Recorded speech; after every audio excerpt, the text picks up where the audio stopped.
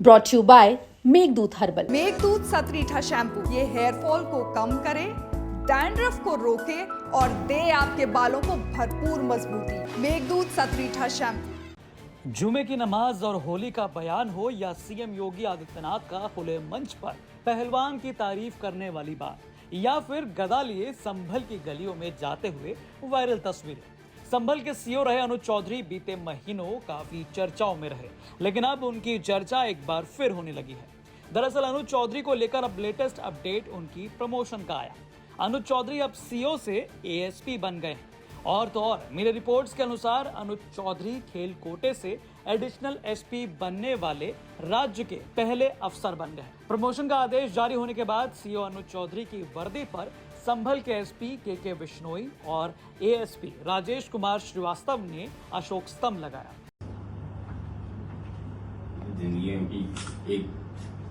एक या दो ऐसे मौके आते हैं जब आदमी के लाइफ टाइम कंधे पे अशोक स्तंभ लगना इज लाइक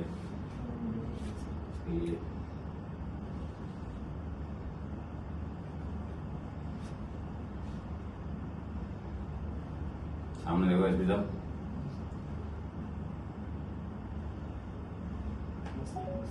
मुजफ्फरनगर के बहेड़ी गांव के रहने वाले अनुज चौधरी का एएसपी तक का सफर बेहद दिलचस्प रहा।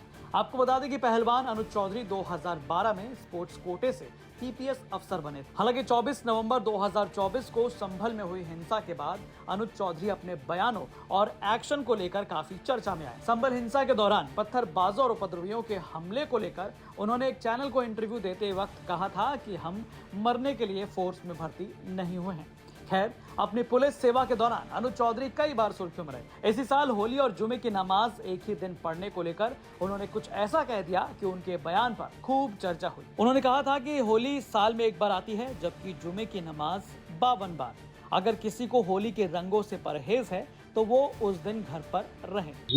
मेरा सीधा साफ ये है, होली का दिन है, जुम्मा साल में 52 बार आता है, होली साल में एक बार आती है। मुस्लिम समुदाय के लोगों को यदि किसी को लगता है भाई आपको होली के रंग से आपका धर्म भ्रष्ट हो जाएगा या जो भी है, तो वो उस दिन ना निकले, घर से ना निकले। और यदि निकले तो उसका इतना बड़ा दिल होना चाहिए, वो दिल होना चाहिए कि भाई सब एक जैसे हैं, रंग तो रंग है। जिस तरह पूरे साल इंतजार करता है मुस्लिम पक्ष ईद का, इसी तरह से होली का भी इंतजार हिंदू पक्ष करता है।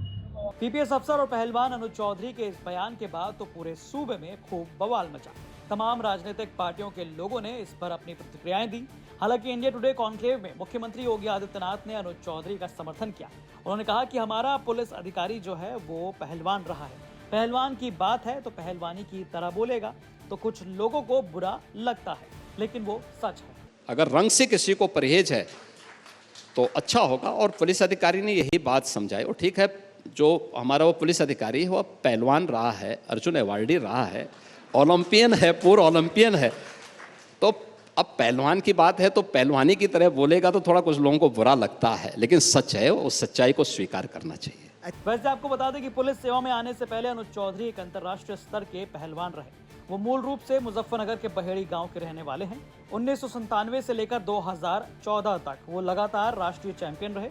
2002 और 2010 के नेशनल गेम्स में उन्होंने 2 रजत पदक भी जीते। 2005 और 2009 की एशियाई चैंपियनशिप में भी उन्हें पदक मिला। 2010 के नई दिल्ली राष्ट्रमंडल खेलों में उन्होंने रजत पदक जीता। 2004 के एथेंस ओलंपिक में उन्होंने भारत का प्रतिनिधित्व किया।